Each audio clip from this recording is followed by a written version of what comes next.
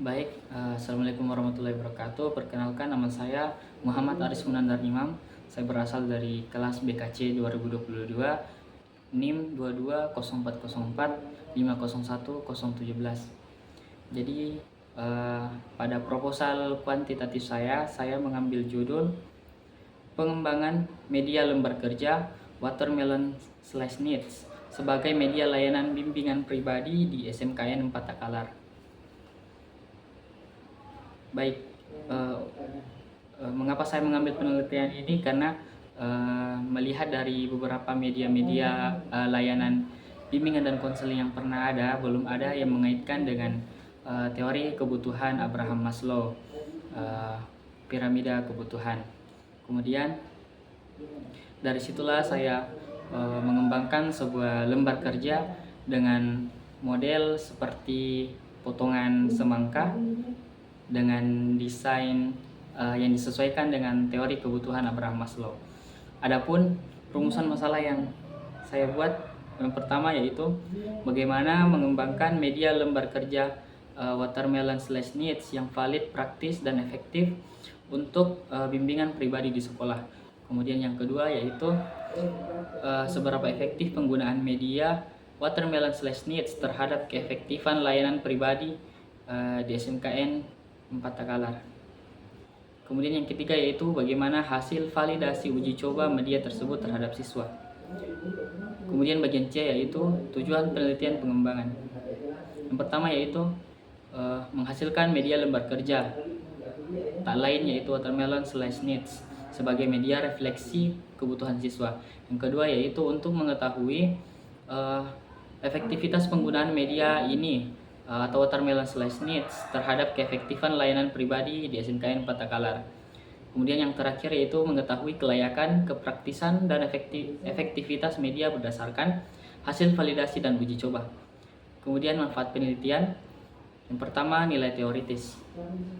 Penelitian ini diharapkan ikut serta dalam memajukan media kreatif yang didasarkan pada teori kebutuhan Abraham Maslow, khususnya dalam ranah bimbingan individu atau bimbingan pribadi. Kemudian nilai guna praktis. Untuk guru BK, tersedianya media yang menarik dan mudah digunakan sebagai alat bantu dalam memberikan layanan bimbingan pribadi. Untuk siswa, membantu siswa mengenali apa yang mereka butuhkan, menyampaikan masalah yang dihadapi, serta menyusun rencana untuk mencari jalan keluar. Kemudian manfaat untuk sekolah yaitu menambah pilihan media bimbingan dan konseling yang dapat mendukung program pengembangan diri siswa. Adapun rincian produk akan saya tampilkan nantinya. Untuk alasan pentingnya penelitian pengembangan ini yaitu karena saya ingin menghasilkan sebuah media yang baru yang bisa digunakan nantinya untuk layanan pribadi, bimbingan, dan konseling khususnya. Kemudian batasan penelitian yaitu beberapa hal yang perlu diperhatikan. Jadi untuk penelitian ini hanya saya ambil sampelnya dari satu sekolah, belum bisa secara luas mengambil sampel secara luas. Kemudian bab 2 landasan teori. Definisi bimbingan individu. Jadi bimbingan individu adalah suatu bentuk dukungan yang disediakan di lingkungan sekolah dengan tujuan membantu para pelajar agar lebih memahami diri mereka, menyelesaikan persoalan pribadi, serta memaksimalkan potensi yang mereka miliki. Kemudian teori hierarki kebutuhan Abraham Maslow. Nah, Maslow menjelaskan bahwa manusia memiliki 5 tingkatan kebutuhan yang berbeda. Yang pertama, kebutuhan dasar fisiologis, kebutuhan akan rasa aman, kebutuhan sosial, kebutuhan akan penghargaan, dan kebutuhan untuk mengaktualisasikan diri. Nah, kebutuhan dasar ini meliputi hal-hal seperti makan, minum, dan istirahat. Sedangkan kebutuhan akan rasa aman mencakup perasaan aman secara fisik dan juga mental. Manusia pada dasarnya membutuhkan rasa diterima dan disayangi. Selain itu juga mengharapkan adanya apresiasi dan pencapaian. Kemudian untuk penjelasan lembar kerja. Jadi lembar kerja siswa itu adalah semacam alat bantu yang berisi perintah, pertanyaan, atau tugas untuk membimbing siswa berpikir, merenungkan, dan memecahkan persoalan. Fungsinya adalah menolong siswa dalam menata pikiran, mengenali masalah, lalu merumuskan jalan keluarnya. Nah, bagian D yaitu penjelasan soal medianya. Jadi nama medianya itu Watermelon slash Needs. Nah, Watermelon slash Needs ini adalah lembar kerja reflektif yang bentuknya mirip piramida kebutuhan Maslow, tapi dibuat seperti potongan buah semangka biar lebih menarik untuk siswa. Tiap lapis piramida ditempeli stiker biji semangka sesuai dengan tingkat kebutuhan yang dirasakan siswa. Ada juga bagian untuk menulis alasan memilih angka, analisis penyebab masalah, tingkat kepuasan, dan rencana solutif. Pembuatan media ini mengikuti langkah-langkah research dan development ala Borg dan Gall dalam Sugiono 2019, yaitu yang pertama mengenali kebutuhan, membuat desain awal, meminta validasi ahli, memperbaiki produk, mencoba secara terbatas, dan menyempurnakannya.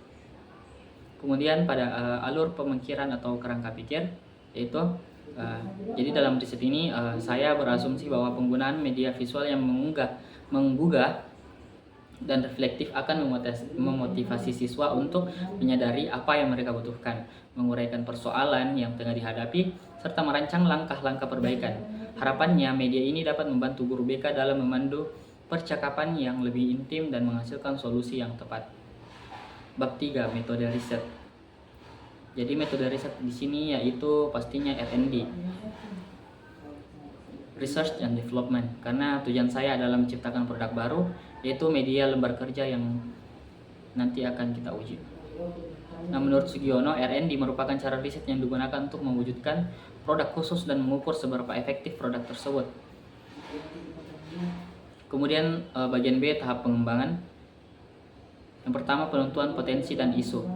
Peneliti melakukan pengamatan dan tanya jawab untuk menggali isu-isu siswa terkait kebutuhan psikologis yang belum terpenuhi. Yang kedua, pengumpulan data awal. Data diperoleh melalui kuesioner dan diskusi dengan guru BK untuk memastikan isu yang dialami siswa selaras dengan teori Maslow.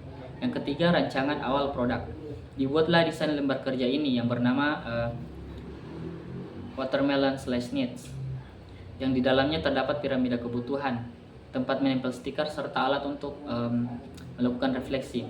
Ini mencakup alasan, penyebab, tingkat kepuasan, dan solusi. Yang keempat yaitu pengujian desain. Produk akan dievaluasi oleh pakar materi, yakni pada bidang bimbingan dan konseling, ahli media, dan juga perwakilan dari pengguna yaitu siswa, dengan tujuan memperoleh saran untuk penyempurnaan produk. Yang kelima yaitu penyempurnaan produk. Berdasarkan saran yang didapatkan dari proses validasi, maka akan dilakukan nantinya perbaikan-perbaikan agar produk menjadi lebih relevan dengan kebutuhan pengguna. Yang keenam yaitu uji coba skala kecil. Nantinya produk akan dicobakan pada sekelompok kecil siswa untuk mengukur seberapa mudah sih mereka memahaminya, bagaimana tingkat partisipasi mereka, dan juga seberapa efektif produk tersebut atau media. Yang terakhir yaitu evaluasi dan finalisasi. Nah, data dari uji coba akan dianalisis lebih lanjut untuk memoles produk menjadi versi final yang siap digunakan. Kemudian lokasi dan jadwal penelitian. Untuk lokasinya saya mengambil lokasi di SMK Negeri 4 Takalar. Kemudian untuk waktunya saya belum tetapkan, tetapi mungkin saya akan melakukan penelitian kurang lebih selama 1 bulan. Dalam 1 bulan ada 4 minggu. 4 minggunya akan saya buat dengan 4 kali pertemuan. Kemudian alat pengumpul data. Alat yang dipakai meliputi kuesioner untuk ahli materi, kuesioner tanggapan siswa, serta panduan untuk mewawancarai guru BK. Pertanyaan-pertanyaan seperti itu. Setiap alat bertujuan untuk mengumpulkan informasi mendalam mengenai kelayakan, kemudahan pengguna, dan potensi manfaat media. Kemudian metode analisis data. Jadi data dianalisis menggunakan metode deskriptif kuantitatif, memakai persentase dan rata-rata skor untuk menilai apakah media tersebut layak atau tidak. Data kualitatif dari wawancara juga digunakan untuk memperdalam pemahaman terkait peningkatan produk. Jadi metode analisis datanya menggunakan metode deskriptif kuantitatif dan juga kualitatif. Mungkin itu saja yang bisa saya sampaikan terkait dengan proposal penelitian saya. Kurang dan lebihnya mohon dimaafkan. Sekian, terima kasih.